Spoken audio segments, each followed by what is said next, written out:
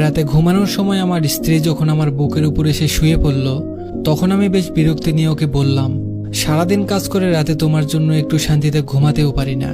এমন ন্যাকামো না করলেও তো পারো, তোমার জন্য কোনো কাজে শান্তি নেই আমার। আমার স্ত্রী তখন বলল, তুমি তো জানো আমি তোমার বুকে মাথা না রাখা পর্যন্ত ঘুমাতে পারি না। তুমি যত যাই কিছু বলো না কেন, আমি তোমার বুকেই মাথা রেখে ঘুমাবো। রেগে গিয়ে বললাম, তুমি মরে গিয়েও তো আমাকে মুক্তি দিতে পারো। রোজ রোজ এমন অশান্তি আমার আর সহ্য হয় না। এমন একটা বস্তা গায়ের উপর থাকলে কি কেউ ঘুমাতে পারে? মন খারাপ করে আমার স্ত্রী বলল, আমি তো শুধু রাতের বেলায় বুকে ঘুমাই, আর তো কখনো জ্বালাতন করি না। আমার মাথা ব্যথা করছে, একটু হাত বুলিয়ে দাও। এই কথাটা বলেই আমার হাতটা নিয়ে ওর কপালের উপর রাখলো। হাজারবার বলার পরেও, এমনকি গায়ে হাত তুলেও ওর এই স্বভাবটা আমি কোনোদিন পরিবর্তন করতে পারিনি। আপনারা নিশ্চয়ই ভাবছেন, আমার স্ত্রী আমার বুকের উপর ঘুমালে আমি কেন এত বিরক্ত হই। আসলে ওকে আমার এখন ভালো লাগে না। আমার অন্য একটা মেয়ের সাথে রিলেশন আছে, কিন্তু কিছুতেই মিতাকে বলতে পারি না। মিতা আমার স্ত্রীর নাম। এমন বেহায়া মেয়ে আমি খুব কম দেখেছি। ওর জন্য রাতে কণিকার সাথে তেমন কথা বলতে পারি না। ঘুমাতে এলে আমাকে ধরে রাখে। গায়ের সাথে মনে হয় খুব গরম কিছু লেগে আছে। মিতার কপালে হাত রেখে বুঝতে পারলাম ওর গা অস্বাভাবিকভাবে গরম, হয়তো জ্বর এসেছে। শীতের রাতে গরম কিছু কার না ভালো লাগে।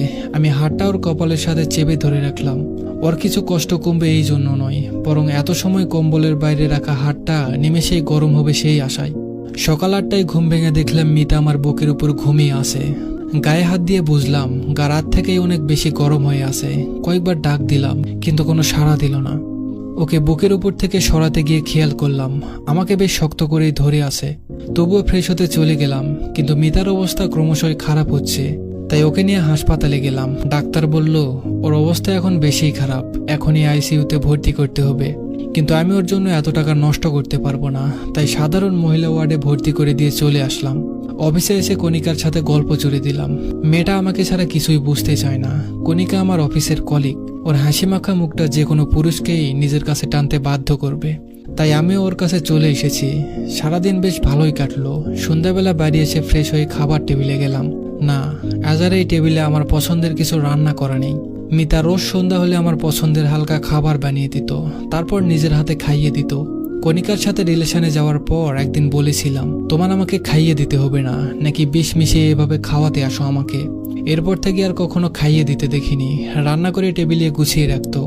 আজ মিতা নেই, তাই কেউ কিছু বানিয়ে রাখেনি। খাটে গিয়ে শুয়ে কণিকার সাথে কথা বলতে লাগলাম, কিন্তু এখন ওর সাথে কথা বলতে ভালো লাগছে না। সারাদিন মিতার কোনো খোঁজ নেওয়া হয়নি। আচ্ছা, ওর কি জ্ঞান ফিরেছে, নাকি ও আর নেই? না না, আমি এসব ভাবছি কেন? আর ও মারা গেলেই তো আমার আর কণিকার জন্য ভালো হয়, কিন্তু মনকে কিছুতেই শান্ত করতে পারছিলাম না। সাথে পেটও বুঝিয়ে দিচ্ছে তার খাবার চাই, কিন্তু এখন বাইরে যেতে ইচ্ছে করছে না।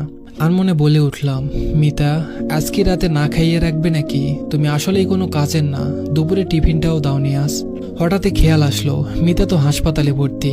মেয়েটার আর কোনো খোঁজ কেন নিলাম না? সকালে একবার যেতে হবে হাসপাতালে, দেখি কেমন আছে। এখন ঘুমিয়ে পড়ি, কিন্তু শুয়ে কোনো শান্তি পাচ্ছি না, কিছুতেই ঘুম আসছে না। আজ মিতা নেই বলে কি এমন হচ্ছে? হয়তো বুকের উপর কেউ না থাকলে ঘুম আসে না।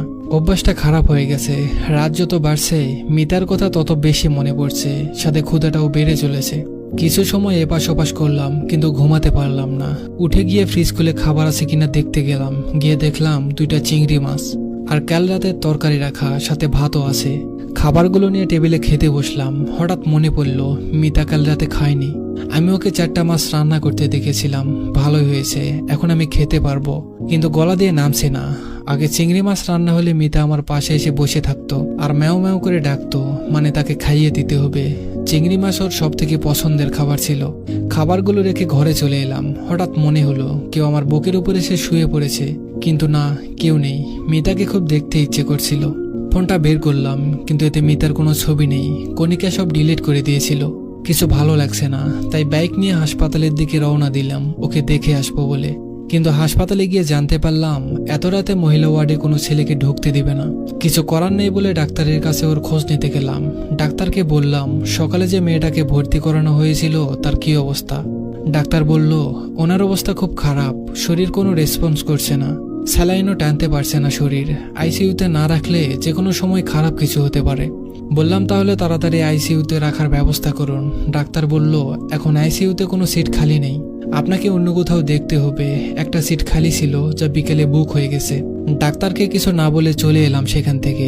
শহরে আর কোনো ভালো হাসপাতাল নেই, বাইরে নিতে গেলে এখন অনেক সময় লাগবে আর অনেক টাকা খরচ হবে।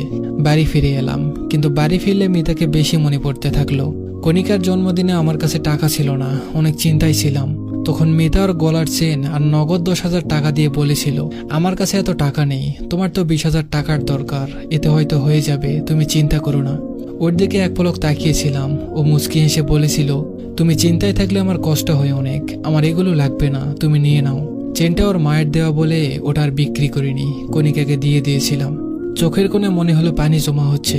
আজ অনেকদিন পর মিতার সাথে কাটানো সকল মুহূর্তের কথা মনে পড়ছে।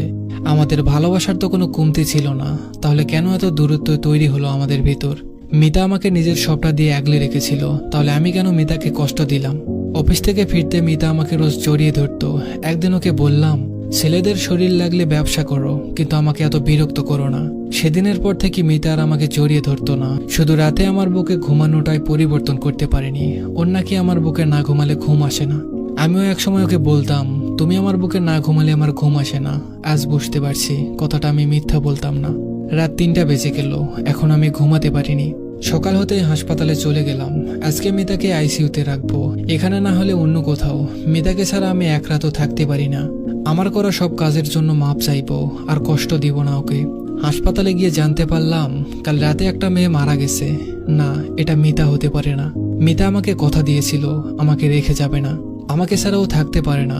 মিতা নিশ্চয়ই ওর কথা রাখবে, কিন্তু আমাকে ভুল প্রমাণ করে দিল। মিতার প্রাণহীন দেহটা কেমন নিষ্পাপভাবে ঘুমিয়ে আছে। খুব শক্ত করে ওকে জড়িয়ে ধরলাম। শেষ কবে ওকে জড়িয়ে ধরেছিলাম মনে নেই। ওর মুখের কাছে মুখ নিয়ে বলতে লাগলাম, তুমি বলতে না তুমি আমাকে ছাড়া থাকতে পারো না, তাহলে আজ থেকে কি করে থাকবে? জানো, কাল রাতে আমি তোমাকে ছাড়া ঘুমাতে পারিনি। গায়ের উপর একটা বস্তা না থাকলে কি আর ঘুম আসে? কে আমাকে রোজ পছন্দের খাবার রান্না করে দিবে? কে আমাকে এতটা আগলে রাখবে? আমি তোমাকে আর কষ্ট দিব না। এই দেখো, আমি তোমাকে জড়িয়ে ধরে কথা দিচ্ছি, আমি আর কথার খেলাপ করব না।